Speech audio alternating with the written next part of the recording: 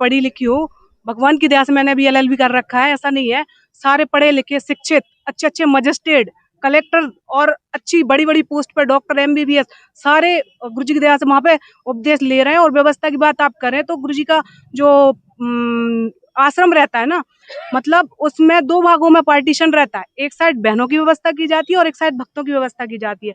बहनों की साइड कभी भगत नहीं जा सकते हैं और भक्तों की साइड कभी बहनें नहीं जा सकती हैं।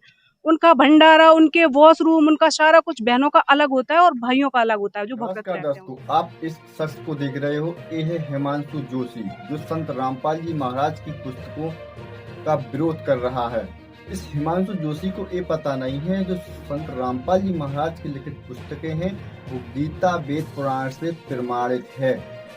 इसी को मध्य रखते हुए संत रामपाल जी महाराज के अनुयायियों ने इस हिमांशु जोशी के खिलाफ मुकदमा दर्ज किया और हमारे कलेक्टर साहब और SP साहब महोदय को आवेदन देने आए हैं। किस चीज का आवेदन सर? हम आवेदन देने आए हैं, एक हिमांशु जोशी नाम का एक व्यक्ति है, उसने हमारे संत रामपाल जी महाराज जी और उनकी जो पुस्तकें हैं, जो कि सभी धर्मों से प्रमाणित पुस्तक हैं, यानी सभी शास्त्रों से प्रमाणित पुस्तक हैं, उन पर बहुत अभद्र टिप्पणी की है। और हमारी देश में जो 6 करोड़ अनुयायी हैं संत रामपाल जी महाराज जी के, उनके जो माताएं बहनें हैं, भक्त हैं, उन पर बहुत ही अश्लील टिप्पणियां की हैं, उन पर गंभीर आरोप लगाए हैं। तो उसके खिलाफ में हम यहाँ पर आवेदन देने आए कि उस हिमांशु जोशी नाम का जो व्यक्ति है, उसने मतलब कोई भी बिना सबूत के उसने इतनी जो अभद्र बात की है, उसका उसके पास कोई प्रमाण भी नहीं है। और मैं एक बात बोलना चाहूंगी इसके लिए, जो हिमांशु ये गुंडा है ना, ये संत रामपाल जी महाराज ने हमारे लिए एक शिष्टाचार सिखाया, वरना अभी तक तो इसको पता ही नहीं होता कि होता कहाँ। लेकिन हमारे गुरुजी हमें बताते हैं कि डरना भी नहीं है और लड़ना भी नहीं है, बेटा प्रशासनिक तरीके से इसका काम करना है। गुरुजी हमें ऐसा सिखाते हैं, नहीं तो पता नहीं अभी तक तो इसका क्या हाल होता जो हमारे ऊपर ऐसी उंगली उठा रहा है। अच्छा, आए दिन कुछ न कुछ टीका टिप्पणी करते रहते हैं संत रामपाल जी महाराज जी के बारे में, उनके आश्रम के बारे में। तो आप थोड़ा ये बताइए, आश्रम में किस तरीके की व्यवस्था रहती है? क्योंकि ये जो हिमांशु जोशी है, इसने भी अभी कुछ टीका टिप्पणी करी है कि आश्रम में मतलब सही व्यवस्थाएं नहीं रहती, वहां पर अनपढ़ लोग ही जाते हैं, अशिक्षित लोग ही जाते हैं। तो आप तो जैसे उनसे जुड़े हो, आप लोग आश्रम भी जाते होगे, तो आश्रम की व्यवस्थाओं के बारे में थोड़ा आप बताएं। इस बात पे मैं बता दूं कि मैं भी पढ़ी लिखी हूँ, भगवान की दया से मैंने अभी LLB कर रखा है, ऐसा नहीं है। सारे पढ़े लिखे शिक्षित अच्छे अच्छे मजिस्ट्रेट कलेक्टर और अच्छी बड़ी बड़ी पोस्ट पे डॉक्टर MBBS सारे गुरु जी की दया से वहाँ पे उपदेश ले रहे हैं। और व्यवस्था की बात आप करें तो गुरु जी का जो आश्रम रहता है ना, मतलब उसमें 2 भागों में पार्टीशन रहता है। एक साइड बहनों की व्यवस्था की जाती है और एक साइड भक्तों की व्यवस्था की जाती है। बहनों की साइड कभी भगत नहीं जा सकते हैं और भक्तों की साइड कभी बहनें नहीं जा सकती हैं।